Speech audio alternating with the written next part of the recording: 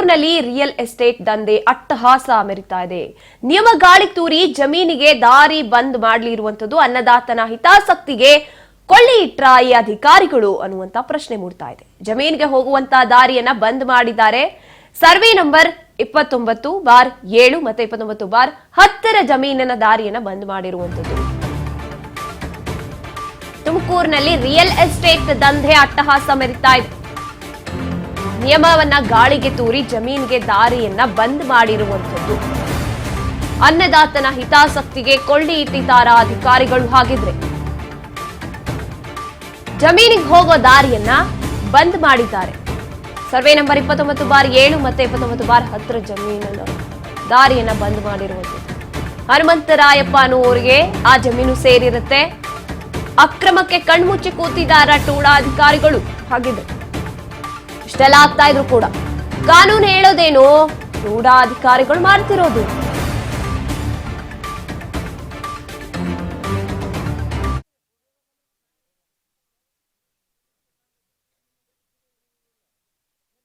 ಅವರು ಬಂದ್ಬಿಟ್ಟು ಇಲ್ಲಿ ಲೇಔಟ್ ಮಾಡ್ತಾ ಇದಾರೆ, ಸ್ಟಾರ್ಟ್ ಮಾಡಿದ ಕೆಲಸನ. ಟೆಂಪ್ರವರಿ ಒಂದು ಇದನ್ನು ತಾತ್ಕಾಲಿಕ ಅನುಮೋದನೆ ತಗೊಂಡಿದ್ದಾರೆ ಲೇಔಟ್ಗೆ. ಕಚ್ಚಾ ಪ್ಲಾನ್ ಮಾಡ್ಕೊಂಡಿದ್ದಾರೆ. ನಾವು ಆದ ನಂತರನೇ ನಾವು ಟೂಡಾದಲ್ಲಿ ನಾವು ಒಂದು ಅರ್ಜಿ ಕೊಟ್ಟಿದೀವಿ. ಏನಂತ ನಮ್ಗೆ ರಸ್ತೆ ಬಿಡಿಸ್ಕೊಡೋವರೆಗೂ ನೀವು ಅವ್ರಿಗೆ ಫೈನಲ್ ಅಂತಿಮ ಅನುಮೋದನೆ ಕೊಡಬಾರ್ದು ಅಂತ ನಾವು ಒಂದು ಅರ್ಜಿನೂ ಕೊಟ್ಟಿದೀವಿ. ಜನವರಿ ತಿಂಗಳು ಅರ್ಜಿ ಕೊಟ್ಟಿರೋದು. ಅಲ್ಲಿ ಹೋಗಿ ಕೇಳಿದ್ರೆ ಉಡಾಫೆ ಮಾತಾಡ್ತಿದ್ದಾರೆ. ಟೂಡಾದಲ್ಲಿ ಇರೋಂತ ಟೌನ್ ಪ್ಲಾನಿಂಗ್ ಇಂಜಿನಿಯರ್ ಸುಜೇಶ್ ಅನ್ನೋ ವ್ಯಕ್ತಿ ಅವರು ಏನ್ ಹೇಳ್ತಿದ್ದಾರೆ ಅಂತಂದ್ರೆ, ನಿಮ್ಗೆ ರೋಡ್ ಯಾಕೆ ಬಿಟ್ಕೊಡ್ಬೇಕು, ಅವ್ರ ಜಮೀನ ಇದನ್ನ ಅವ್ರು ಲೇಔಟ್ ಮಾಡ್ಕೊಂಡಿದ್ದಾರೆ, ನಿಮಗೆ ರೋಡ್ ಹಾಕಿ ಬಿಟ್ಕೊಡ್ಬೇಕು, ನೀವು ಬೇಕು ಅಂತಂದ್ರೆ ಅವ್ರದ ಕೊಂಡ್ಕಳಿ ಸೈಟ್ ಅಂತ ಕೇಳ್ತಿದ್ದಾರೆ. ನೀವು ಜಮೀನ್ ಹೆಂಗ್ ಮಾಡ್ಬೇಕು ಮತ್ತೆ?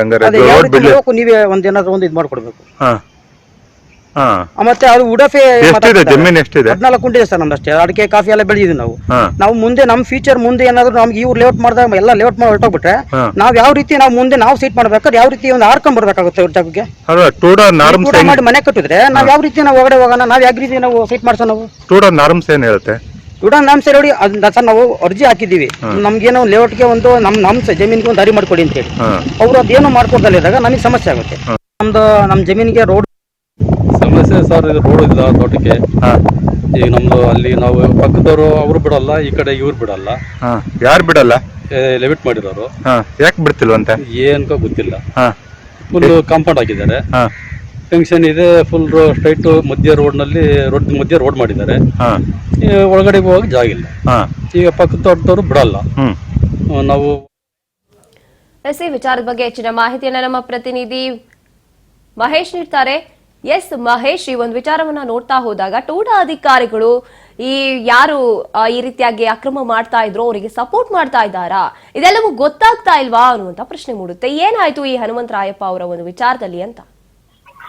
ಎಸ್ ಗಾಯತ್ರಿ, ಈ ಒಂದು ವಿಚಾರ ನೋಡಿದಾಗ ಮೇಲ್ನೋಟಕ್ಕೆ ಅಧಿಕಾರಿಗಳು ಶಾಮೀಲ್ ಆಗಿದ್ದಾರಾ ಎಂಬ ಅನುಮಾನ ಹುಟ್ಟುತ್ತೆ. ಯಾಕೆಂತಂದ್ರೆ ಏನು ಹನುಮಂತರಾಯಪ್ಪ ಏನಿದ್ದಾನೆ ರೈತ, ಆತ ಕಳೆದ ಜನವರಿಯಲ್ಲೇನೆ ಇದಕ್ಕೆ ತಕರಾರು ಅರ್ಜಿಯನ್ನ ಕಳಿಸಿದ್ದಾನೆ. ಏನಂದ್ರೆ ನನ್ನ ಜಮೀನಿದೆ, 14 ಗುಂಟೆ ಜಮೀನಿದೆ, ಇದಕ್ಕೆ ರಸ್ತೆಯನ್ನ ಮಾಡಿಕೊಡಿ ಅಂತೇಳಿ ಏನು ಅರ್ಜಿಯನ್ನ ಕೊಟ್ಟಿದ್ದಾನೆ.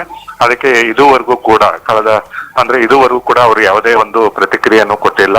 ರೈತ ತುಂಬಾ ಕಂಗಾಲಾಗಿದ್ದಾನೆ. ಯಾಕೆಂದ್ರೆ ಅಲ್ಲಿ ಏನು ಆ ಒಂದು 14 ಗುಂಟೆ ಜಮೀನಲ್ಲಿ ಏನು ಅಡಿಕೆ ಮತ್ತೆ ಕಾಫಿ ಬೆಳೆಯನ್ನ ಬೆಳೆದಿದ್ದಾನೆ.